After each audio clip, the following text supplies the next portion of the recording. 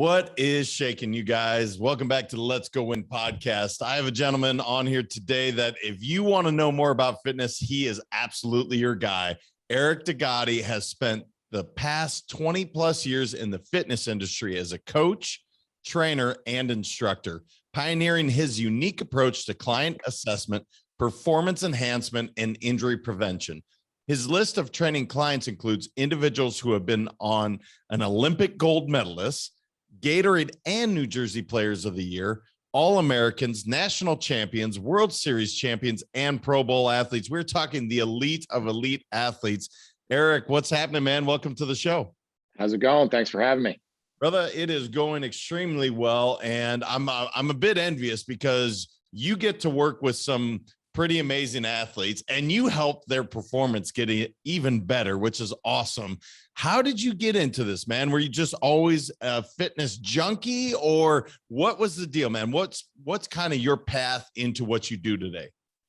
Kind of interesting in terms of why I decided to kind of make fitness a career was two different things. One was I had at a way too young of an age had really bad back pain where I was sleeping on the floor for probably 6 months, and then I'm just stubborn and wouldn't go to the doctor. And eventually my mother, badgered me enough to go to the doctor, and I'm maybe, late teens, early 20s. And I go and I sit in a waiting room for 2.5 hours to go sit on, a sheet of paper for another 45 minutes to have a guy come in and kind of look at me, kind of like I would look at if you pop the hood of my car, because I know nothing about cars. Like, I don't, unless something's unplugged, I don't know what to do.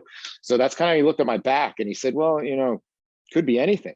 I said, really? I've been waiting here for almost 3 hours, gave my whole day for you to tell me could be anything. And so left frustrated. And I just said, I'm going to go to the gym. I'm just going to work out and see what happens. And my back got better.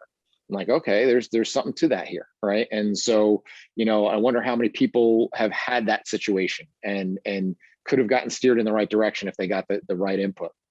And then at the same time, didn't want to necessarily get into love being around sports and performance and fitness, but didn't know if I would necessarily wanted to go into it as a strength coach or trainer.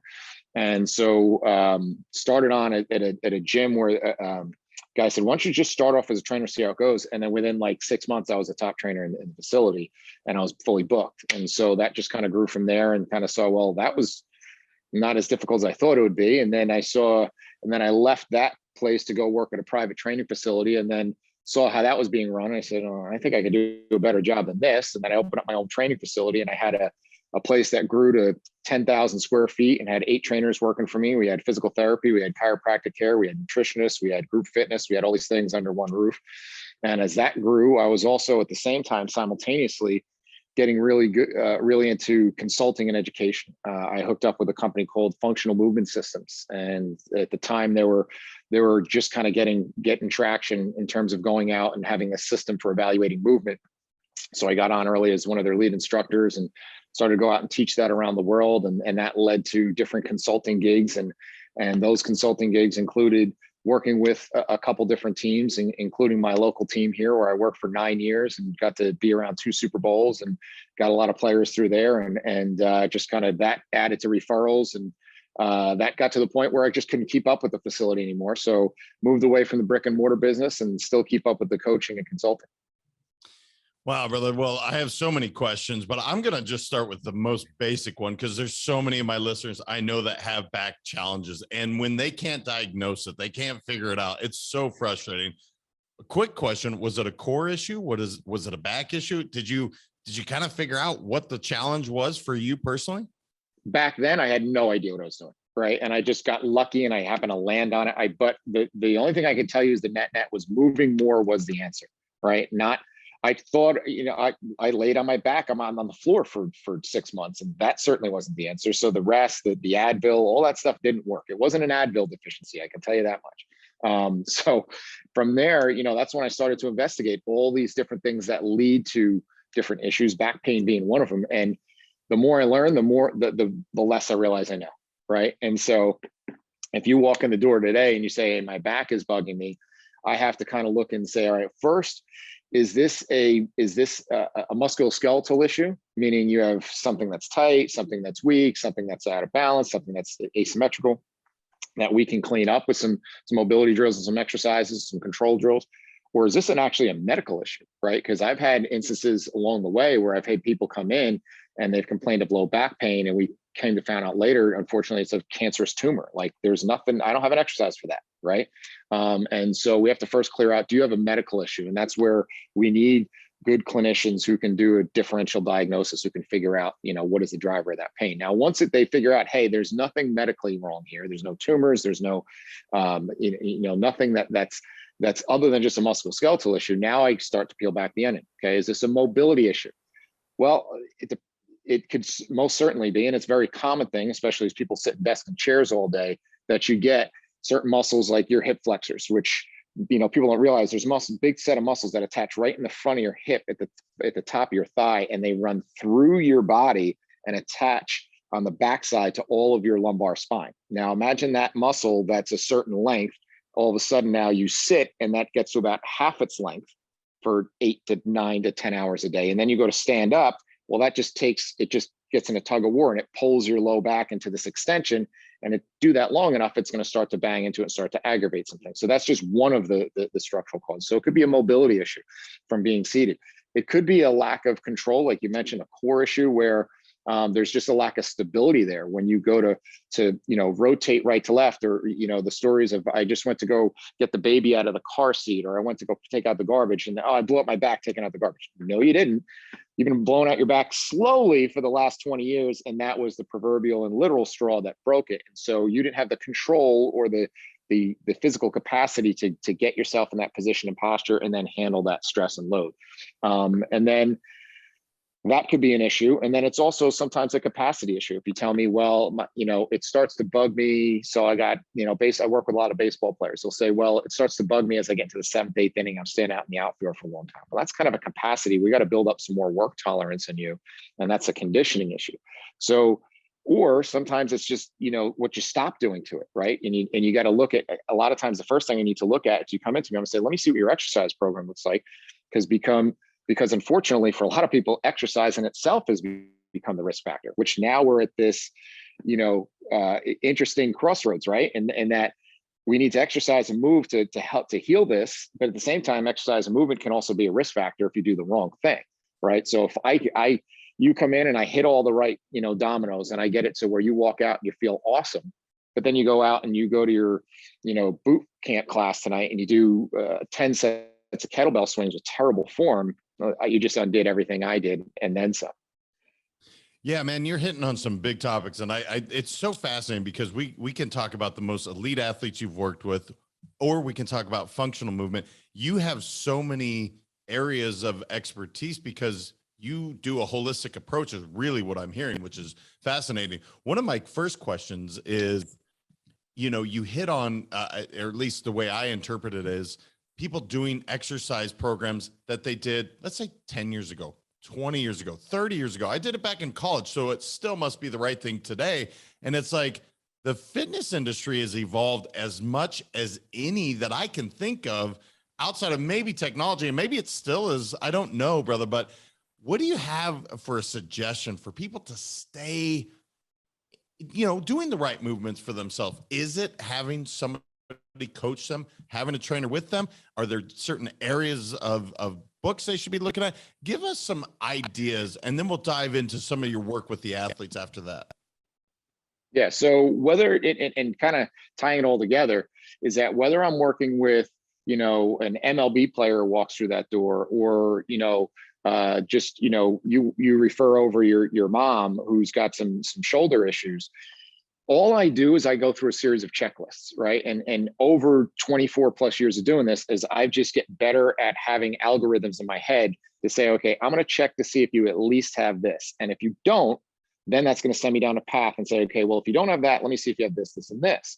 And if you don't have one of these, then I'm gonna go check this, this, and this. So like simple things. And I talk a lot about, you got to meet certain minimums as far as what you got to look for. So, simple things is, can you do fundamental movements? Can you touch your toes? Can you extend backwards? Can you reach back over your head? Can you reach behind your back? Can you rotate right to left? Can you get into a deep squat? Can you balance on a single leg? Just simple things like that. And I would put you through a full movement assessment on day one to go even deeper than that. But that's just some basic things to look at.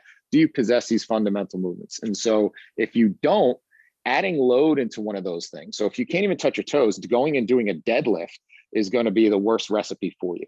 Now, it doesn't mean deadlifts are bad. Deadlifts have stood the test of time. So as much as we've evolved, right? I always joke because I teach workshops around the world for trainers and physical therapists and so forth. And I say, okay, well, let me do a survey of the room. Let me see, do we have any yogis that are 2,000 years or older?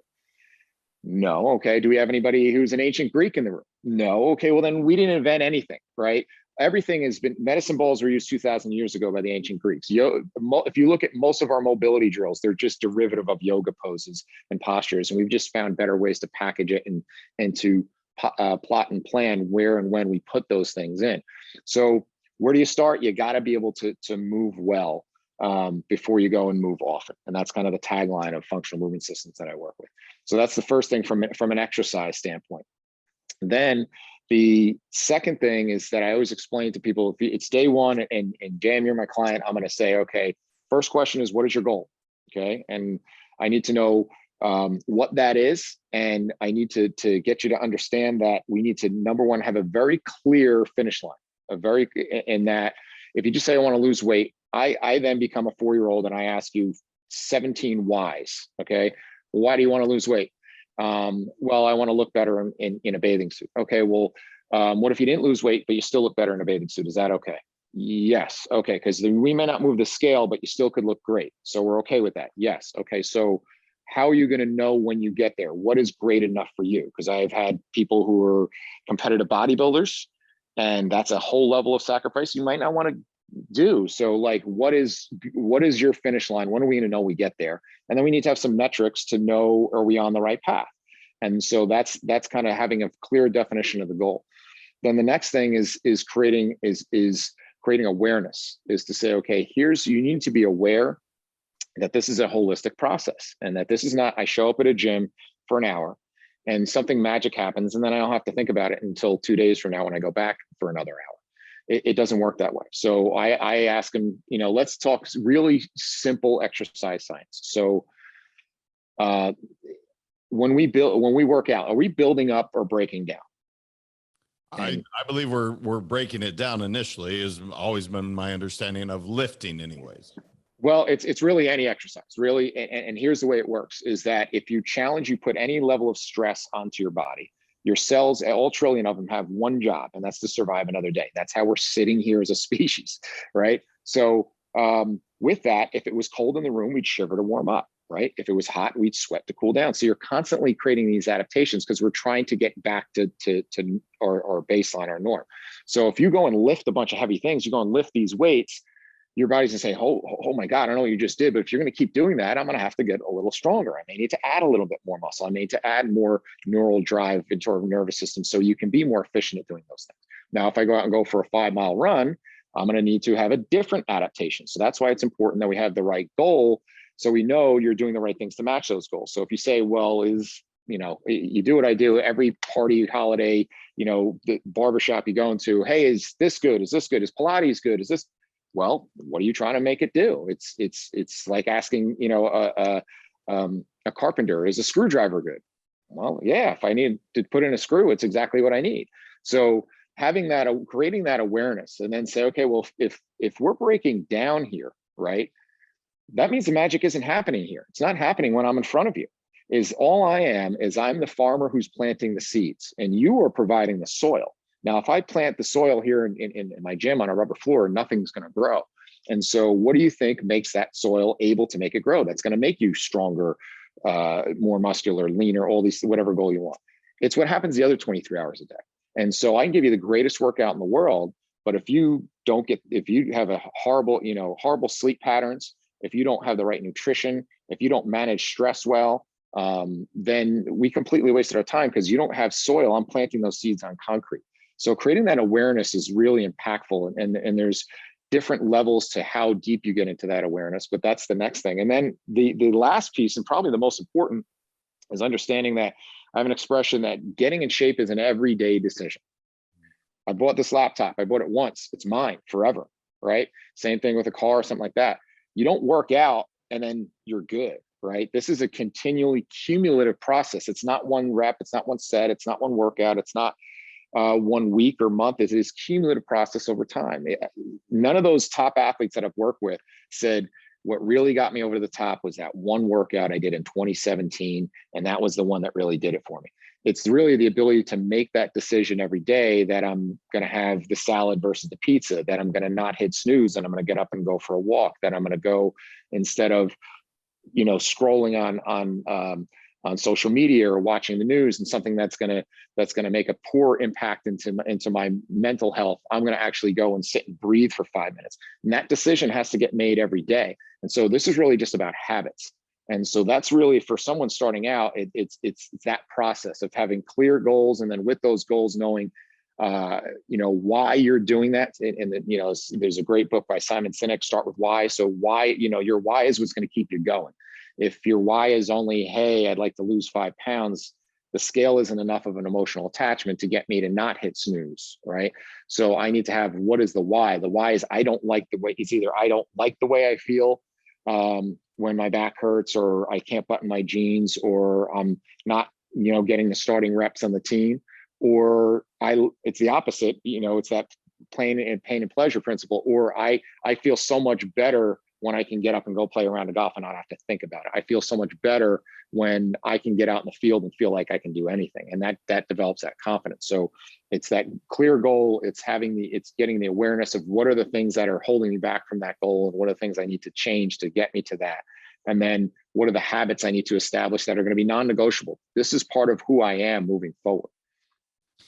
Yeah, man. And you unpacked a lot in that. And I'm just thinking as a listener, okay, cool. Let's say I have my goal and it's, I don't know, I want to be, for me right now, it's flexibility. As I've aged, I'm 44 now. I'm like, look, man, I want to be able to do the split still, because I just think that's something that's pretty good for my body. If I can do that, where it used to be like packing on a bunch of weight and lifting heavy and, things back in my 20s. So obviously goals change. My question, Eric, is, because this is not the approach and I'll just say trainer, because obviously you're more than just a trainer. And I don't mean that derogatory towards a trainer, but you bring so much to the table. How does one go about this, man? So, all right, cool. I'm going to go lose weight. What's step one for somebody, in your opinion? Is it reaching out to someone like yourself? Is there a program that you have that's like, all right, man, I'm going to take you through that checklist that you talked about? Where could somebody start if they're listening to this right now to say, cool, man, I'm in. I want to set my goal. I want to get my finish line. I want to be aware of why I'm doing these things. Where do I go? So, it is a little bit confusing when you go and say, I'm going to go and find, even if I want to seek out help, right? If I'm going to go, because most times if you think I'm just going to go to the gym and you're going to be a self-starter, if that worked for most people, you wouldn't have 60-70% of the people dropping out with the first 3 months. You wouldn't have every New Year's, you can't get a parking spot, and by April you can park in the front spot. So most people need at least some level of direction.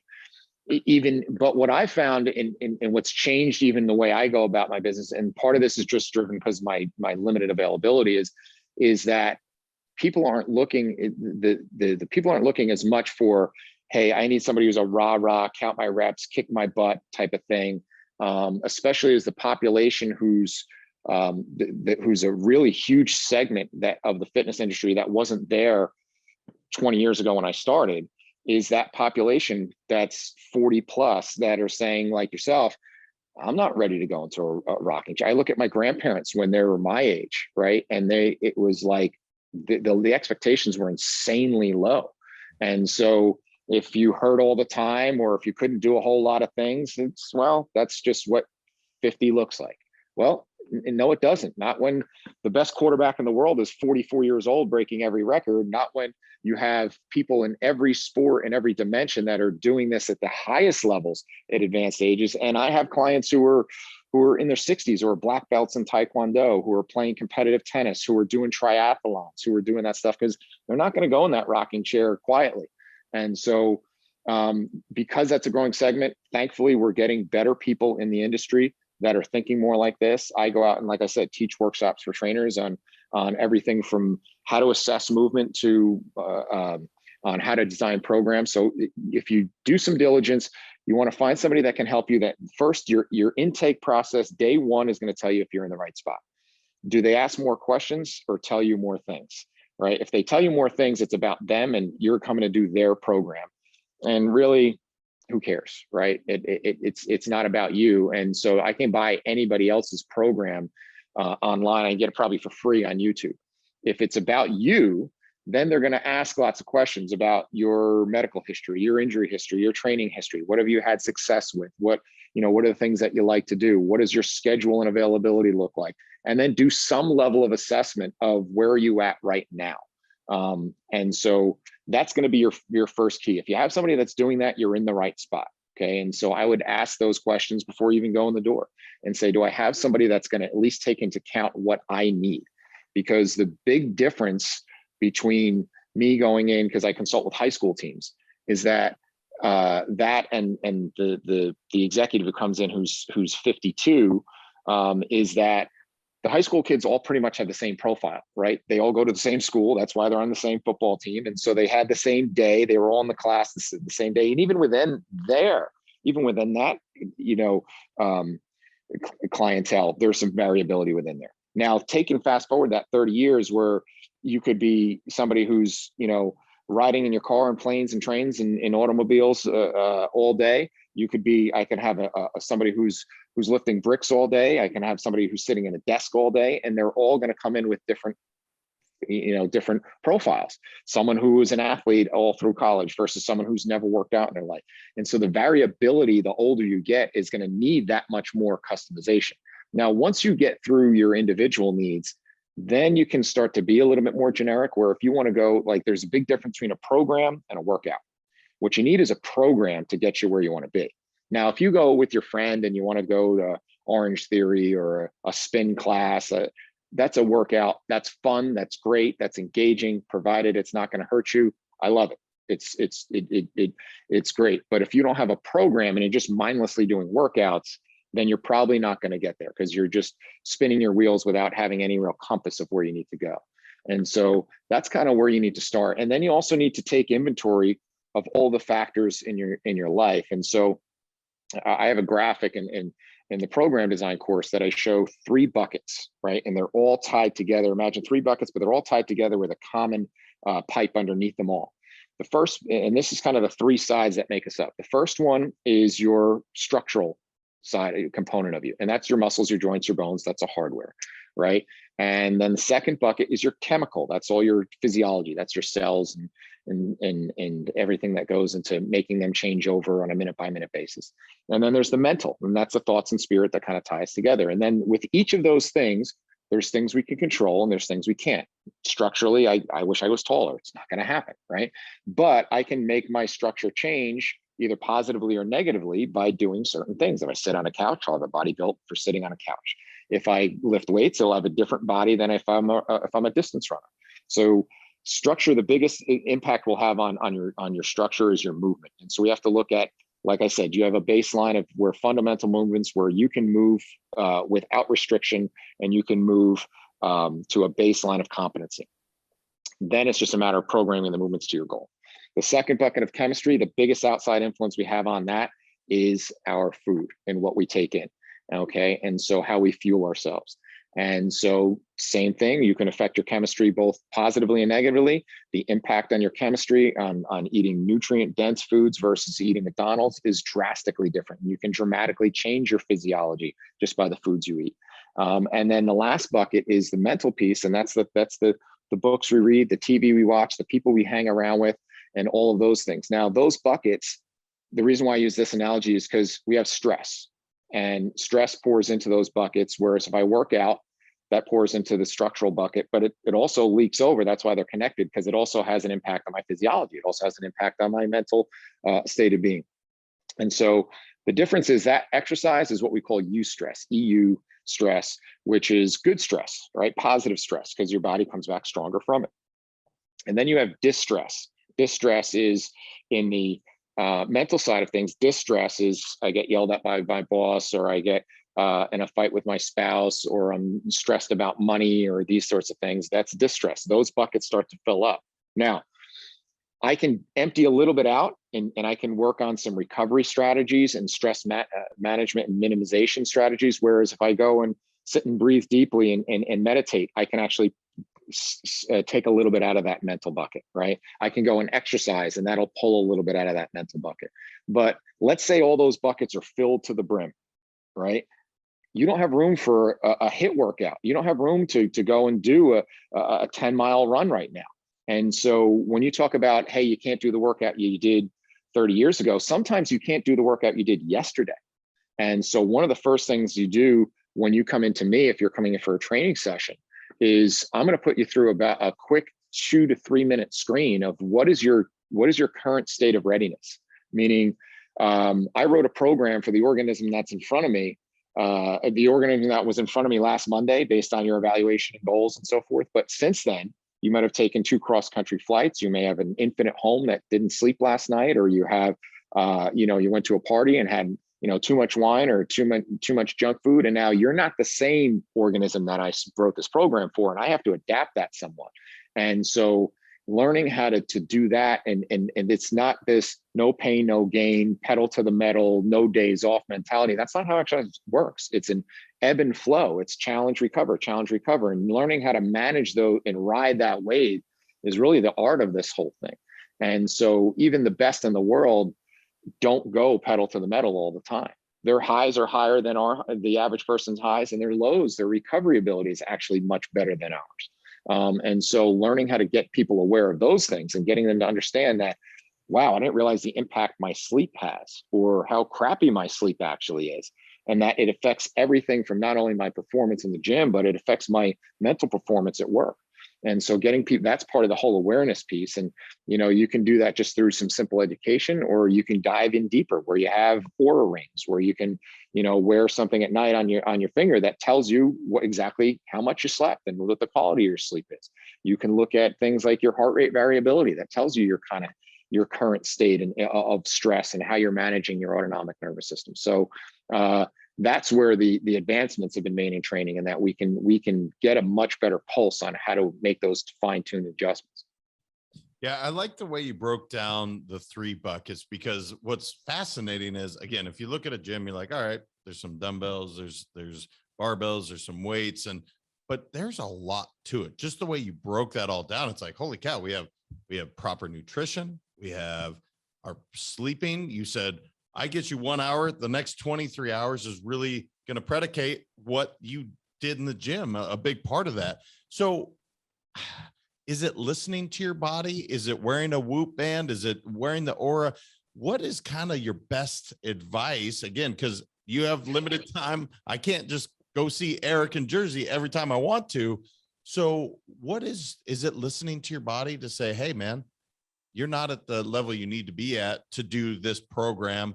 What's kind of your best suggestion for that? Because I want to keep it as simple as possible. I want people to be inspired and motivated to go work out, to reach their goals and why. But man, it's like, okay, I had too much wine last night. Therefore, how do I adapt properly, brother?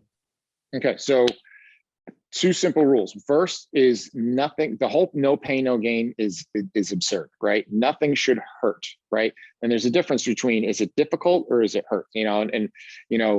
I'll joke with my athletes, they'll say, oh, coach, this hurts. I go, hurts or it's really hard? Oh, it's really hard. Well, too bad, tough shit, right? If it hurts, then we stop immediately, because nothing should hurt, because that's your body's way of saying, stop doing that immediately. So do not go, and do what the commercials tell you to do, and pop pills to say, don't let your pain stop you from going for a run. Yes, your pain should stop you from going to run. You need to get that checked out.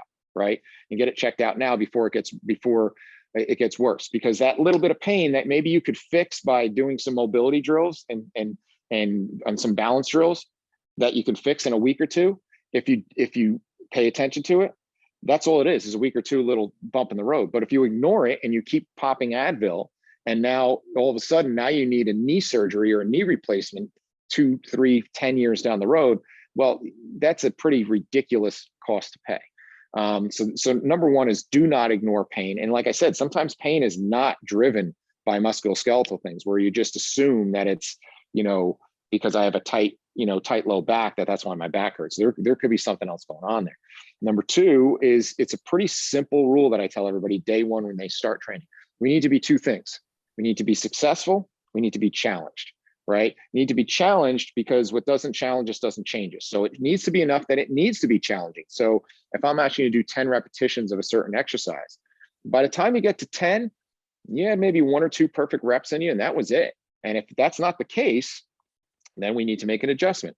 And so sometimes that adjustment is simple. If you were doing a press with 20-pound dumbbells and all of a sudden you get to 10 reps and that's all I want you to do, and don't do more reps, because more reps that produces a different result. I want you to get 10 reps. So the obvious answer is I can just go with a heavier weight. Now I'm going to try 25. And now that's the easy progression. But that's not always the case, because there are other ways to progress things without necessarily just adding more weight. Now, that's the challenge part.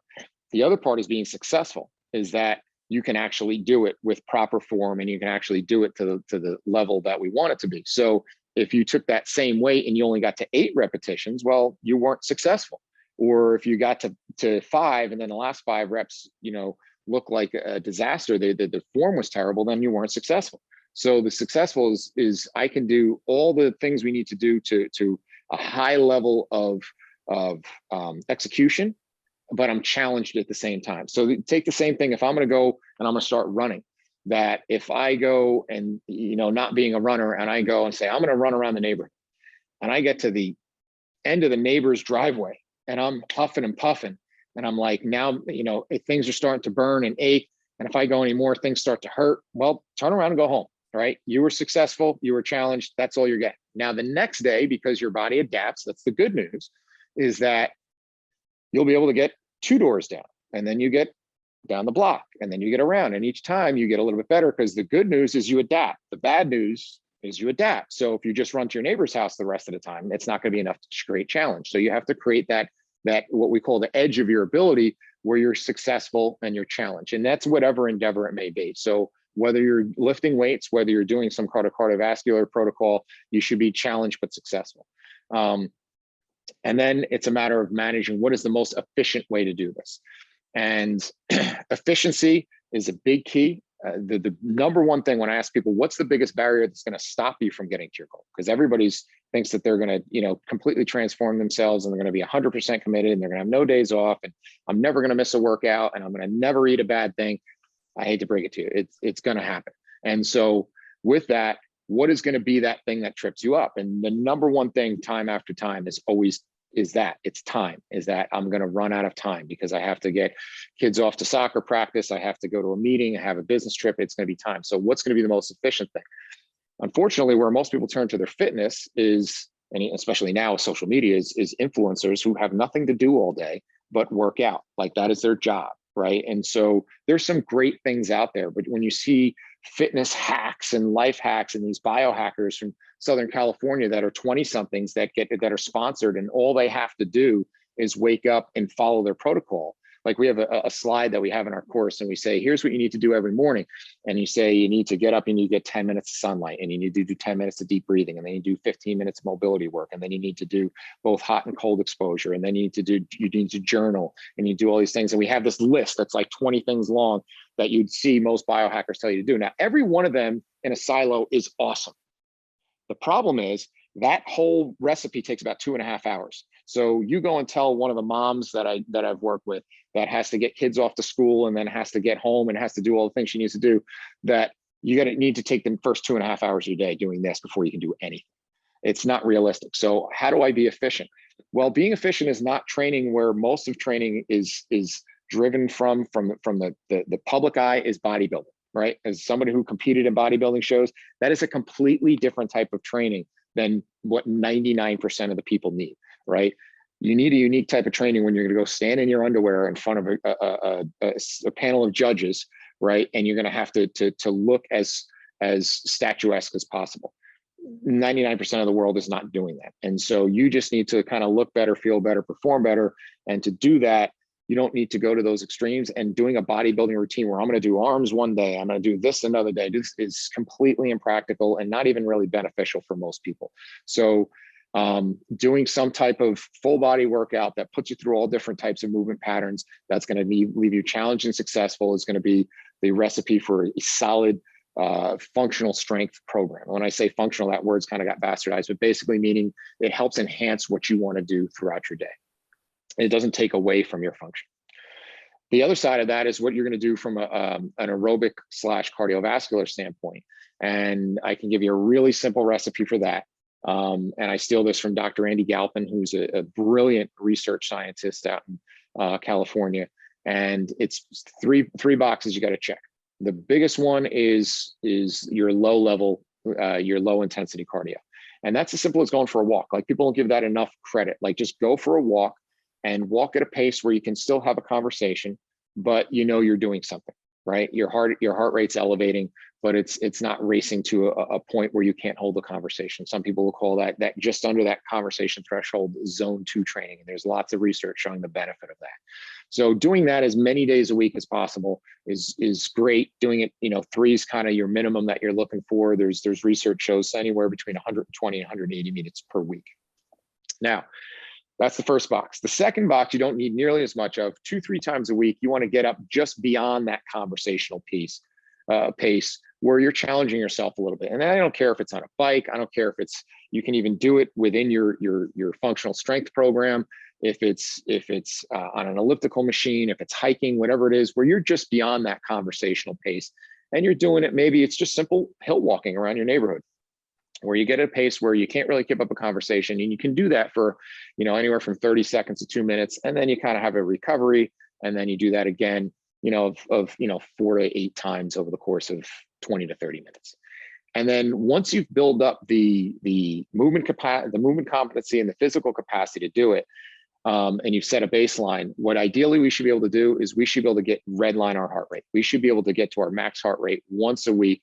And you don't have to do it for long. You don't have to do it a lot. You could do it, 4 to 6 times over the course of 12 to 20 minutes, 12 minutes to half an hour, where you're just going to go all out. And whether it's on in a Peloton class, or whether it's, running sprints around the track, where you just got to let go and just run it like you're getting chased by somebody.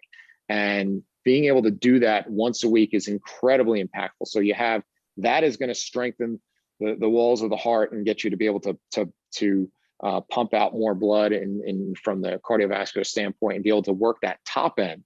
And at the bottom end, that's going to allow you to build more blood volume and to work on the bottom end. So if you can cover those 3 boxes, you've got a pretty solid aerobic fitness program that's going to help build your cardiovascular and physiological health. Yeah, I hope everybody goes back and listens to the last 5 minutes, because he really gave rules that I think everyday people can live by and say, okay, yeah, I can do that. Because you're right, man. Even my morning routine, I don't coach it to my people because I do a lot of stuff. I mean, it's one thing out. My wife thinks I'm crazy, the amount of things I'm doing, but that's something for me. It's not for every day where you get a chance, like you said, 2.5 hours to do it. I want to talk about the keys to improving athletic performance, because there's a fair amount of athletes listening to this right now. And do you have some basic keys, Eric, where you're like, gosh, I wish every athlete, and I know it's specialized for baseball to football to basketball, it's all a little different, but do you have some basic keys to improving overall athletic performance? So the irony is the checklist that I talked about before, the checklists are the same whether you come in the door as an NFL player or as you come in as a grandma. Just you have a much bigger checklist as an athlete, because I don't really care about grandma's power or speed or change of direction, where I do with you. And then each one of those things in the checklist is weighted. I don't have the same demand for speed for an offensive lineman that I do for a wide receiver. So it's a matter of looking at that checklist and kind of doing some level of evaluation to know where you are at. And so knowing that so I have a kid coming in today, he's a high level, high school, college prospect who's in high school now.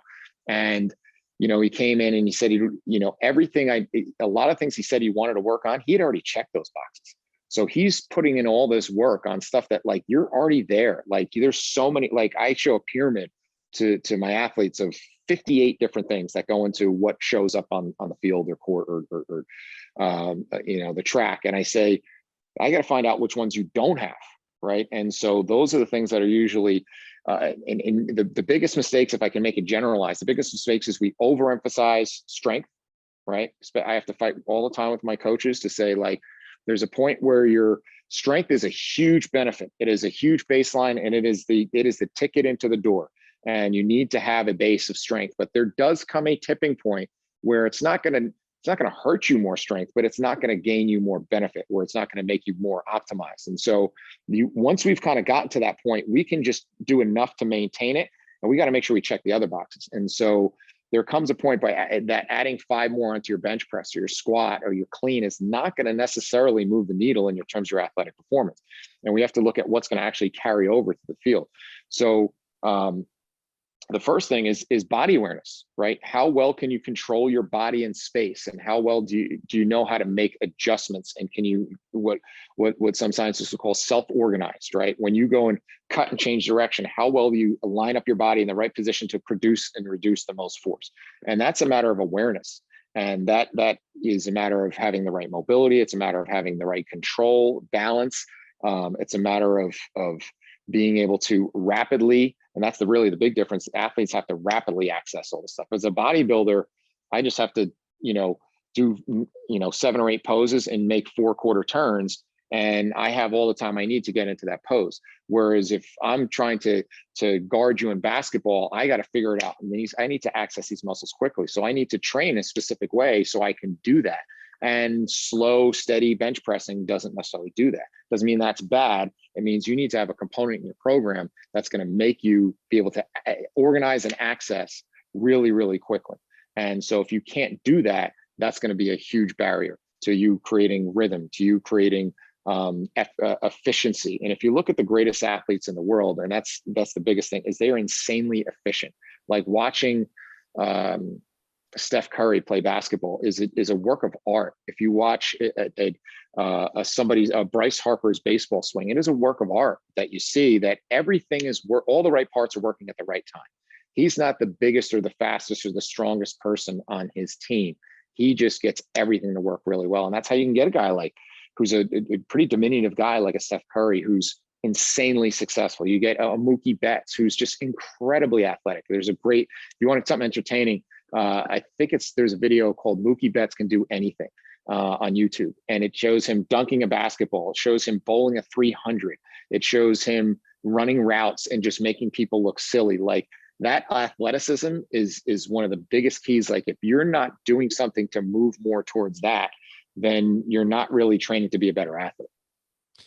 Well, brother, you may have just thrown a name into, we constantly have this argument amongst my friends on who's the greatest athlete ever. And I'm not talking the best basketball. I'm talking like, is it LeBron? Is it Muhammad Ali? Is it like, Jordan? And so Mookie Betts, I didn't know he could dunk. That's amazing. Bowl 300. I got to go check that out. That's awesome. He's a freak.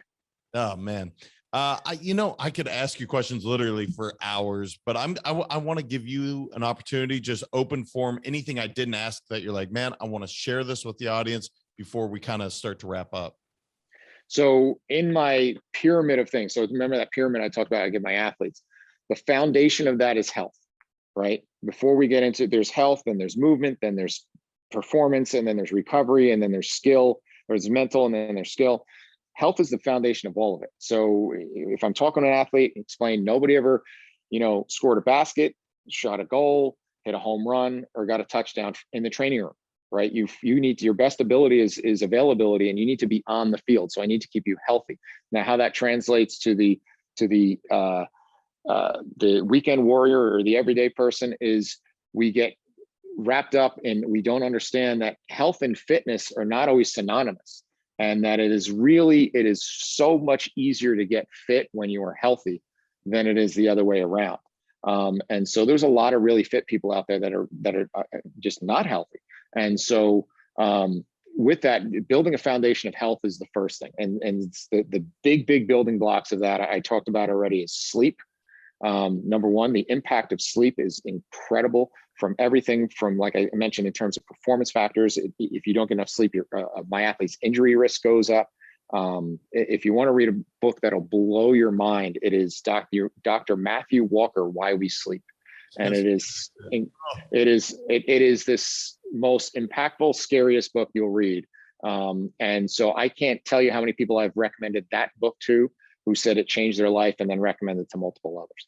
So that is one of the big tenets is sleep. The next one is nutrition. Okay. And I know there's a lot of really confusing information out there.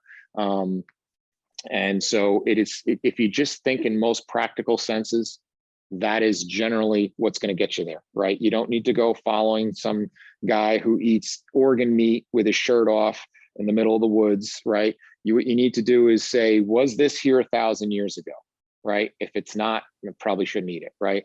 Is there a cartoon on the box? If there is, it's probably not good for me, right?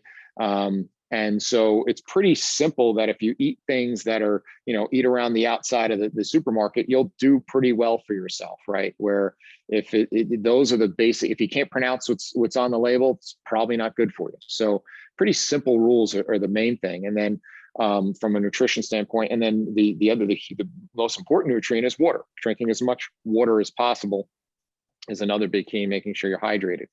And then the last piece that I think is incredibly impactful that most people don't think about enough is your breathing, right? I always explain to everybody that we can go for weeks without food, you can go for days without water, you only go a couple minutes without air at best. And so it is the number one thing we do. It's something we do, depending on your breathing rate, 15,000 times a day, but we never stop to think about it. But it is maybe one of the most impactful things because it can do everything from improve performance. I can change your breathing strategy and increase your squat. I can decrease your 40 time by just teaching you a different breathing technique. I can get you to hit the ball harder, throw the ball harder, just by changing your breathing technique on the performance side. From the health side, breathing is we talk about hacks. This is the hack into your autonomic nervous system that regulates everything from your blood pressure to your heart rate variability to your heart rate, all these things. And that you can actually, it's the one thing we can consciously control. So you can lower your blood pressure, you can lower your heart rate just by doing some deep breathing. And so another book that is incredibly impactful that has changed people's lives that I've turned on to is a book by a guy by the name of James Nestor, and it's called Breath, right? And it is really eye-opening how impactful breathing can be on things, and being able to take that, and then if you can tie that with some mindfulness and you can get to just sit quietly, right? There's another, oh, come on, I'm blanking out on this now. I'll come back to it. There's another great book that I would give you on just mindfulness and being aware. I'll have to cheat and look a little bit here on my Audible list because I'm a complete Audible junkie. But those types of things, those are kind of the three big tenets that people don't look into. Get those in order first before you ask me what's the best kettlebell drill, what's the best cardio thing. Does it matter if I do my cardio fasted? Like those things don't matter. Those are, there's an analogy I use that I steal and I'd use in my programming class, and it is the analogy of the jar of life, right? And it comes from a professor who is an economics professor who basically, he put a jar on his desk in front of his students in a college and said, he puts a bunch of big rocks in the jar and it's up to the top. And he says, is this jar full? And they say, yes. Well, he takes some pebbles and he pours it in and that fills in the space. And he says, now is it full? They say, yes. And then he takes sand and that fills in the space and now it's full. And he said, but here's what's interesting. He dumps it all out and then he pours all the sand in. Once the sand is all in there, there's no room for the rocks and the pebbles. And so you miss out. And he said, the life analogy is the rocks are the big things in your life. Those are that's your family. That's the people that you love that are closest to you. The pebbles, that's the next thing. That's your career. That's your social circle, that sort of thing. And the sand, that's the little stuff all day. and that'll always find a place, right? There's always going to be room for that. It'll get figured out. You say, but if you pour all that stuff in first, you're not going to have room for the other stuff. Well, I take that to training and say breathing, nutrition, your sleep. Those are the three big rocks that we need to look into in terms of just managing your stressors. Then you go into the pebbles. That's your exercise, your movement, all that stuff, and all the other stuff that everybody's arguing about on social media. That's sand. And for the most part, for the bulk majority of people, that doesn't even matter. Just go and move and don't break all the other rules, and you'll be all right. Brother, I'm telling you, you're just a wealth of knowledge, and both the books he recommended are fantastic. They're good. I found the other one. Stillness is the Key. Ryan Holiday. My apologies to Ryan Holiday. I'm a huge fan of his. I've read every of his book, but Stillness is the Key is another one as far as just the impact of just sitting and being quiet and just sit still for a minute, which we don't do enough of, and the benefits that can have on our health and well-being. I love it. Obviously, Eric, there's so much you provide. If people wanted to know more about what you're doing, I mean, I didn't even get to scratch the surface on your knowledge. Where can they reach out to you, brother? Easiest place is just my website. It's ericdagati.com, ericdagati.com. I do a lot of public speaking. So right on the front page, I have something called Ask Eric. If you got a question, you say, hey, what's the best, what supplements should I consider taking, or what's the best strategy for this? Just shoot me a question that goes directly in my email and I'll get back to you. That also has all my social media on there. I'm also in the process of getting my own podcast, which will be up and running in the next couple of months, as well as an app where people will be able to work with me virtually. So I can program all off of that. So that is all in the works and should be coming in the next few months. It's incredible, brother. Yeah.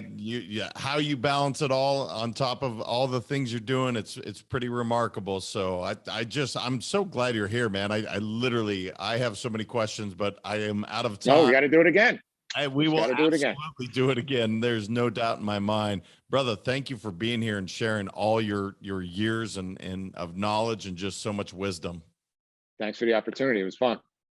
You guys go back. There's so many pockets of that are just incredible, but there's about 5 minutes. If you really want rules to live by, in my opinion, keeping it simple. He made it so simple.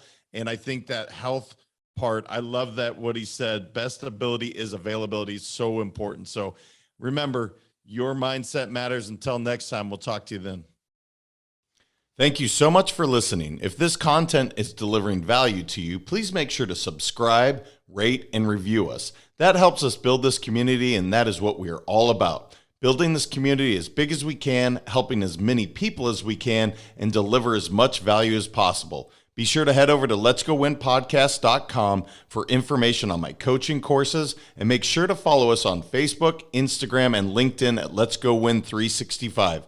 Let's go win and transcend in life. This is the Let's Go Win podcast with your host, J.M. Ryerson.